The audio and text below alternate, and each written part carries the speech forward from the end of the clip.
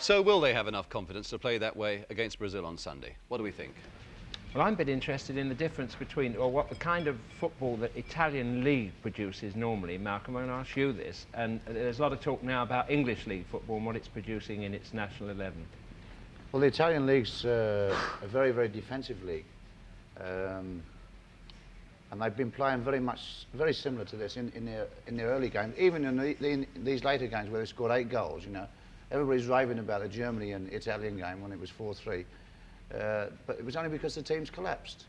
There was no resistance, and none of the goals, you know, not many of the goals were very good goals. I don't think people really understand this. At the moment we're getting fed with sort of quotes from Len Shipman saying that, you know, why isn't English football like this? But as you say, there were specific reasons why it suddenly became an attacking game. There would be, if English football was like Italian football, there'd be about 200 people at Manchester United versus Manchester City.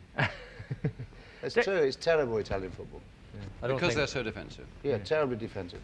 One shouldn't take any notice of what our administrators sometimes come out and say. I mean, just because of certain things that happen on football fields. There's no doubt about this. If the Italians played in Mexico like they did in the first 3 games, they would have been on their way home. And I think it just thought it had to meet Mexico, that, you know, that this was very fortunate. They met a weak team.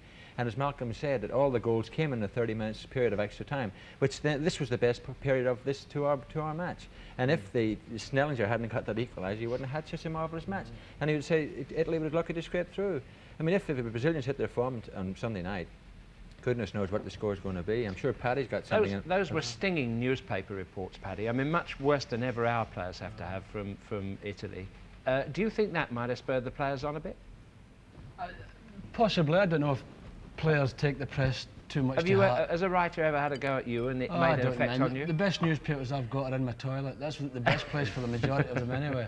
But I can't imagine the Italians playing any other way but defensive. It's in their system. It's been their system now for so long, and you can't just get it out of your system for one game. I can't see them doing anything else but playing very tight against the Brazilians. What about these 3 forwards, this Boninsegna, Dominguini, as well as Riva? I mean, if we weren't sort of blinded by the Brazilians, I think we might be talking about those 3.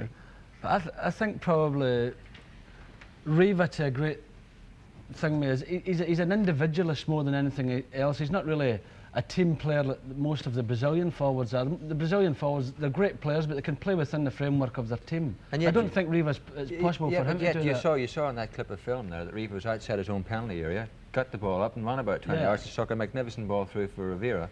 I mean, I can't understand how this talented footballer Rivera only seems to come on in the second period of time. This is the most puzzling thing that I've come across in the World Cup. Is it to do with this fact that there is space when the players begin to tire and they bring him on fresh to exploit that space, which he wouldn't get like the Brazilians? It took the Brazilians sort of a half, really, to wear Uruguay down. I think the crunch will be, Jim, if they announce it on Sunday night and if Italy put him in from the off, this could be the possibility. But if Mazzola's in, then your observation will be correct. Playing Mazzola one half to burn himself out and then come in with Rivera. I think possibly. Are you two boys, you're a bit knocking the Italian side and not being all that I'm not Are they lucky? Are they a lucky team? Jim, I'm not knocking them at all, but one must understand, and Malcolm's quite rightly said, there's so much money, the £1 million transfers, there's £1,000 for winning games, all these astronomical sums. This brings more pressure, and people don't want to lose. People want to keep it tight at the back, and they're afraid, as Malcolm said, to come out. And they've got marvellous individuals. The thing is with the Italians is that they very seldom play against an attacking side. You know, but they get so used to in their system only playing against 1 and 2 forwards up the field that if you get players who can really play at the back and bypass their midfield players, you bypass 4 players with 1 pass. And if the Brazilians can do this and bypass their midfield players and getting out to the front players, then the Brazilians should play well. Bob McNabb, he's got stuck on the end there again. Bob, give us that lovely smile and answer the question. The Italian defence, Malcolm was a bit rude about Facchetti. He said that he never tackles. What do you think of the Italian defence as such, however many players they use?